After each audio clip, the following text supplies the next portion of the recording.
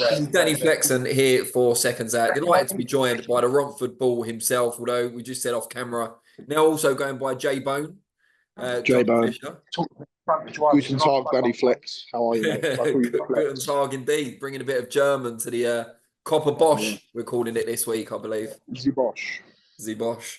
Alan Babic this weekend, but it's more, or at least as much as what it represents, your first headline act at the Copper Box Arena. You obviously, it's been talked about so much, your lack of a strong amateur background. You had a minimal number of fights. And yet here you are, only a few years into your pro career, headlining at a decent sized arena. Can you kind of sum up the journey for us so far? It's been a fantastic journey. Learned as I've gone on, but I think everyone, even if you're a terrific amateur, has to learn as they go on, because fighting 3-3-minute rounds is not the same as working up to 12 3-minute rounds, you know, with smaller gloves, and punch power comes into it a lot more. And I've had 4 years. It's nearly 4 years since I joined Mark Tibbs at the end of August, and it's been a great journey so far. We didn't fight until February after I joined that year, but it's just been a good apprenticeship, a good learning phase, and now we're really getting up there. Has anything about the journey surprised you so far, particularly how much you've grown as a ticket seller and as an attraction alongside developing as a fighter? Yeah, I've missed that completely, Danny. I'm going into Sky. What did you say about how I've grown just not as a ticket seller? Yeah, I said, have you been surprised by anything along the way, especially how you've grown as an attraction as much as a boxer? Yeah, it's been great, and I think that's what boxers have got to realise is boxing is obviously the fundamental part of it and being a good boxer, but you need to give people entertainment. You need to give people something to look forward to going to watch an event, not just the fight. So I think we've created something good here, but it's all been done naturally, you know. And have you got to go, by the way? That's right, mate. We all move on the move to go, look. All right, yeah, that's fine. But am I going to lose you because you're in the lift? Oh, yeah. Would it lose? Would it definitely lose me? Let's see. Let's find out. So it's Alen Babic on Saturday. Have you had any experience with Alan before in terms of sparring? Or... Remember. I've still got you. Alen Babic. What did you say about Alen Babic, Dan? Sorry, mate. I was just saying, Alan Babic, have you got any experience with him before, sparring or training or anything like that? No sparring or training with Alan. We fought on a couple of the same cards before. And I know he brings the heat. He's going to come and bring the fight to me, but that's a good thing because one, I'm ready to fight, and two, I'm ready to be open. I'm ready for him to be open for me to get him. What have you made of his kind of rise as an attraction? Because he was fighting heavyweights, even though he's a small heavyweight, it's fair to say. But he got a lot of, especially during the pandemic, a lot of attention on those big matchroom bills. Yeah, he did. He got lots of attention, and because he comes and he's an all-action fighter. So that's what you want. Someone who's going to come and bring the heat. Someone who's going to come and load up and try and have a go, because we're here to entertain people. Sorry, mate, I'm just moving location. I'm sitting down now. He brings the heat, so that's where you're going to see the best out of me as well, you know. Were you a fan of his? I wouldn't say a fan. Not at all, really. No, I'm not a fan. But not now. But I mean, is he someone you used to look forward to watching on those shows, or were you never that bothered by the whole kind of Babic thing? Not bothered at all. I wasn't ever bothered, if I've been honest. It was exciting to watch when he was on, but it's not as if I'm sitting there on a Saturday night thinking, oh, Babic is on. Fair enough. What do you make of him now at this stage of his career? You obviously have to expect the best version of Alan Babic, but what are his strengths? What threats does he pose? Strengths are he's just going to come forward and have a swing up, and he's quite clever on the inside at points, but we've made good adjustments and good improvements over the last 6 months to a year, and I think we're in the position now. We're going to surprise people. An alter ego has got no strengths at all. Be strong, man. Be yourself. Bush. Calm down. There you go. With that in mind, how differently will the Johnny Fisher now deal with Alan Babic to the one of, say, 2 years ago? I would have still dealt with him 2 years ago, without a doubt. Because I'm bigger, stronger, faster, younger, and I punch harder. and I'll beat him. I beat him if it was 2 years ago. I'd have beat him on my debut. Would you approach it in the same way though? Because you said he'll just be coming for a swing up. That's his only game plan. He wants to You've got come up more and have a swing strings. up. It's just, if I want to go in there and have a swing up with him, I'll still beat him.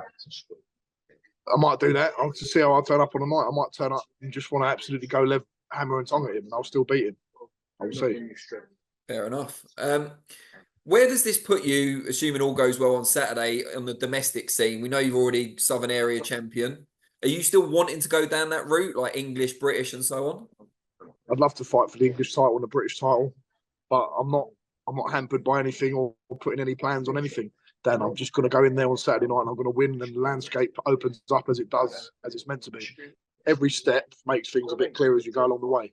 After I fought in June, I didn't think a week later we'd be organising a fight for the Southern Area title. It's just the way things happen. It all depends on the next performance, and nothing else matters other than this performance. The current British champions, Fabio Wardley, we saw his fight with Fraser Clark. I'm sure you enjoyed it as much as most of us did. You know, exciting fight. And they're talking about a potential rematch. Watching that contest, how far away, if at all, do you feel you are for challenging for those guys? Listen, I could challenge for it now, and I think I'll put up a great fight and be in that mix. But I can't take anything away from them two guys. Them guys, what a brilliant fight, and we'd love to see that fight again. I sparred both guys, and I think I can mix at that level, and I think they'd say the same. But I'm not cocky or arrogant saying I'm going to beat both them guys. It'd be a very, very tough thing to do that, but I think I've got the potential to do it when we do meet. And we've got another big fight coming up with Joyce and Derek Chisora. Joyce is someone who your path into the sport is kind of interlinked with him. You started off sparring him when he was preparing. Was it for Daniel Dubois initially? Yeah, Daniel Dubois. That's when we first started sparring him back in 2019. Joe's my good friend now, and I see him as a friend, and I'm looking forward to that fight. They're both really good guys. They're veterans in the game. I sparred Chisora not too long ago, and it will be an exciting fight while it lasts. And yeah, I'm excited to see it. And they're two good old war horses who've been around the game for a long time, and I'm looking forward to seeing that contest.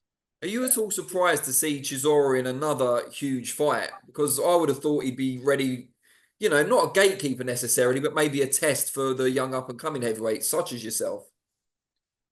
I think he's earned the right to fight where he wants. If he wants to fight the big names, he still can. And Joyce is a big name. But Joe, who's my friend, and we'd all admit that, he's not at that top table as of now because he lost to Zhang, and Zhang's moved up that level. And then you've got Fury, Usyk, Joshua. Joyce has got a lot to prove in this fight as well, and that's why I think you'll see the best out of Joyce. Now, you said previously that Daniel Dubois was the biggest puncher you've been in with, and you've been in with a lot in sparring and in the ring. But Joyce said that you actually hit harder than Daniel Dubois from his experience. So I have to ask, are you the biggest puncher in Britain? I'm the biggest puncher in the world, in the universe. Big John actually is. Apart from me. Apart from Big John. And Big Harry. Oh, Big Harry as well. Oh, yeah. How you doing, Harry? Listen, if you're any man over 15, 16 stone, we can all whack. So there's not too much to differentiate from. If you connect properly, you're going down. Must mean something, though, that Joyce, who's been in with loads of big punchers on the world level, is saying you hit harder than anyone. Oh, it's good. Me and Joe have had some great spars, and he's really brought me on and developed me from that age when I was 19, 20 years old. And I can only thank him enough for that. And the work rate and the punch output of Joyce is second to none. So there were times when we've had proper wars. I've caught him and he's caught me. And yeah, he can seriously whack as well, to be honest. And you've done loads of sparring with him. You said you sparred Chisora. We know you sparred Tyson Fury as well, which must have been a great learning experience, probably for both of you, I would imagine. Have you ever had the call to spar Anthony Joshua? We did once, and I think it was I was away at the time. When was it? Was it straight after my Southern Area fight, I think, and I was already away somewhere on a holiday. I think it was when he was preparing for, I can't remember who it was, but there has been opportunity. I'd love to spar him one day, and I think that opportunity will come up, and that would be a privilege to do that. There was talks when he fought Robert Helenius last minute, you were on the same show, that you might have got offered the opportunity to step up, obviously a big step up, but against Joshua because he was looking for an opponent at incredibly short notice. Was that ever in your mind? These things cost your mind. Loads of things cost your mind, but I'm not getting above my station. I know what level I'm at, and I know what level Anthony Joshua is at, and I'd always give it a good go. But I'm sensible and I'm a gentleman, and I know the levels in this game. And I think Joshua, they'd always have backup people in that situation anyway. Matchroom aren't stupid. They had a couple of names lined up, and that's why they managed to get Helenius in straight away. And as I mentioned earlier, you've sparred Dubois. He's now got the call to face Joshua on September 21st. Yeah. Big bill, Wembley Stadium. Awesome stuff for them. What did you make of their kind of pre-fight almost brawl at the sit-down interview? I don't think Dubois is going to back down. That's not in his character. I don't think. People call him a quitter and all this stuff that he done. He's just. I don't think he quit. I just think he didn't know how to deal with the situation. I think he's matured in a sense. The way he dealt with Jarrell Miller, the way that he dealt with Hrgovic in them early rounds, 2-3 rounds, Hrgovic was pummeling him and he was still there. So I liked what I saw from both men. I thought Joshua was spiteful and I thought Dubois wasn't backing down. So that always makes for a good fight, you know. A lot of people seem to be having a pop at Joshua at the moment, most famously recent times, Carl Froch. They've been going back and forth. I know Froch put some private messages out publicly, which some people have frowned upon. But most recently, Froch has been quoted saying he's happy to meet up. Froch is happy to meet up with Joshua and deal with it like men, is how he put it. Seems to be kind of half offering Joshua out there. What do you make of their little feud or spat? After this question, Dan, I've got to shoot off. But yeah, I think Carl. I think it's good for Carl's channel growing it, and I think Joshua and Froch. What did they even talk about? I can't even remember what he was talking about. It's not really my position to say, Dan, if I'm being honest. Whatever them two men get up to, they've accomplished a lot more than me in the game, and their bits of back and forth is up to them. You know, I'm not going to comment on them. Not for me to say. Who would you fancy on the cobbles if it came to it? Joshua, who's bigger. All right, Dan. But listen, I'm going into the Sky studio now, and I'll catch up with you later on. We'll do another one before the fight. Yeah, of course, mate. No, I appreciate it.